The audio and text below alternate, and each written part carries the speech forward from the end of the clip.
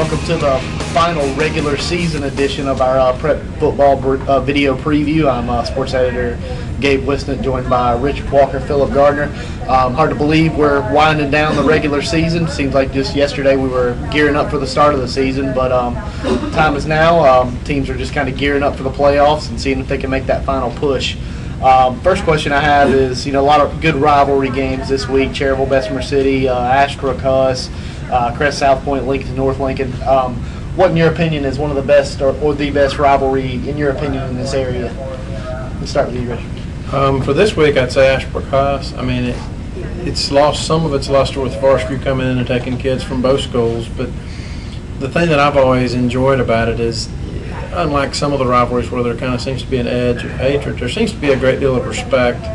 I certainly feel that among the coaching staffs, even the kids. In fact, historically, many of the kids on the two sides of that rivalry grew up playing in recreation leagues with and playing with and against the kids that go to the other school.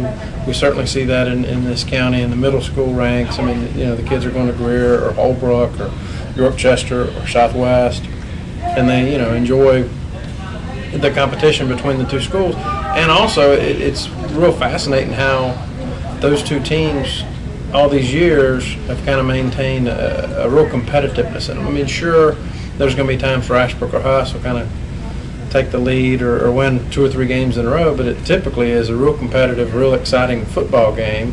And there's that subtext of so many people on both sides of the fence. You got kids that play for Huss whose parents went to Ashbrook or Old Ashley, and vice versa. You've got kids from Ashbrook that might have gone to Hunter Huss. So it makes that rivalry real special because, what are the schools separated by 4 or 5 miles? I mean, it's as much an inner city crosstown rivalry as you can possibly get.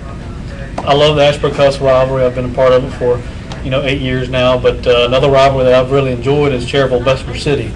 And if you look at the history book, this is the oldest rivalry in the county. This goes all the way back to 1930 when you talk about football. And it's been two-sided. I mean, Bessemer's had a nice little run here lately until last year. I think they had won 8 in a row prior to last year. But it's only a 2-game series. Cherryville leads by 2 games ever since 1930. And It's hard to believe. It's really clear when you talk to the kids from both teams that they just despise each other. It's got everything that you want in a rivalry. I like to see competitiveness on both sides, and you like to see proximity in terms of the geography. And obviously, Cherryville and Bessemer are real close to each other. They're 2 of our small schools in the county. They're in the same conference, and so across the board, all sports, this has been a great rivalry. But in football, it definitely is too. Big decision day tomorrow for one of our high school standouts, Jheranie Boyd at Ashbrook. Looks like he's got several schools on his list: NC State, North Carolina, Missouri, Oklahoma, Illinois. In y'all's opinion, who do you think is, or what school do you think is the best fit for Jay? Well, go ahead and call me a homer. I'll go ahead and pick Carolina. Disclaimer, that is where I went to school. But, this is a program that's on the rise under Butch Davis. They've got a ton of good quarterbacks, young quarterbacks coming through the system right now. So if Boyd picks Carolina, he's going to have a quarterback throughout his 4 or 5 years to throw him the ball. And, there's a lot of excitement in Chapel Hill right now. It's a football program on the rise, and I think he'll have a chance to play early, which is one of the things he really wants to do. I think he's got 5 really good choices. Mm-hmm. If he wants to go to the biggest, best program, I would say Oklahoma. I mean, you need to look no further than Big 12 games each and every week. I mean, they're throwing the ball all over the place.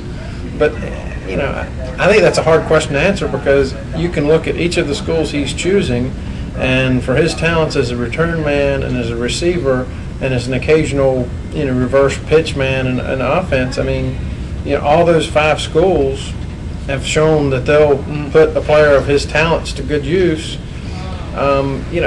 Oklahoma may be the toughest place to play initially. I'm not as familiar with their personnel as I am with North Carolina State, just because we see them more regularly. But, I think he's whittled it down to 5 very good choices for what works for him. But if he wanted to go to the biggest, most impressive program, it'd be Oklahoma. And, I think that Sam Bradford, is probably going to come back. But it's like Phil said. I mean, all of these schools are wanting to throw the football and showcase player of his talents and abilities.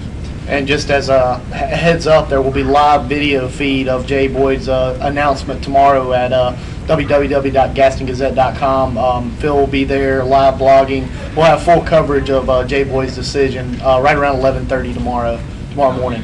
Final question for this week, playoffs on the horizon.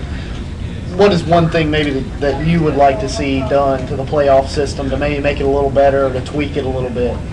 Just one thing? Yeah, just one. Just one. Ever since they subdivided the playoffs, I've thought it's just too many teams. I know a lot of coaches are on my side.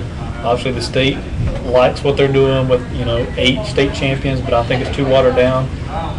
Playoff seeding process has become so elaborate that even the state can't get it right on the first try. Right. I mean, they've given themselves an hour or 2 hour window for coaches and school administrators to call them and correct the brackets. Mm-hmm. And I think that's a sign that the playoffs are too complex. I say whittle it down. It makes the playoffs mean a little bit more. It makes the state championships mean a little more. And it means that selection Saturday is less chaotic. Right. And to kind of follow up what Phil's saying, I mean, it's hard for me to fathom how a state association that doesn't keep standings is going to pawn it back off on the schools to get it right. If you're not going to keep standings and keep up with it, then you don't do seeding. I mean, and I'm with you on this watered down playoffs. With how many years? The specific year I remember, and it did play in the regular season, was Crest and South Point won the 2 different classifications of 3A, and would have been a terrific game to have seen played on the field. South Point had really taken them to the woodshed earlier in the year in Belmont, but those kind of rematches should be allowed to happen in the playoffs, and you don't see that happen, and it's just real frustrating, I think, to people that are real followers and supporters of high school football. I mean, it doesn't diminish what people have done, but to win one of 8 state championships, I think kind of whittles it down, and what South Carolina's done for years and years with their Big 16 format seems to be what they'd work. But, there's many different ways we could take that with our criticism of what the association, in my view, allowed 3 or 4 squeaky wheels to kind of determine what's going on with the rest of the bus.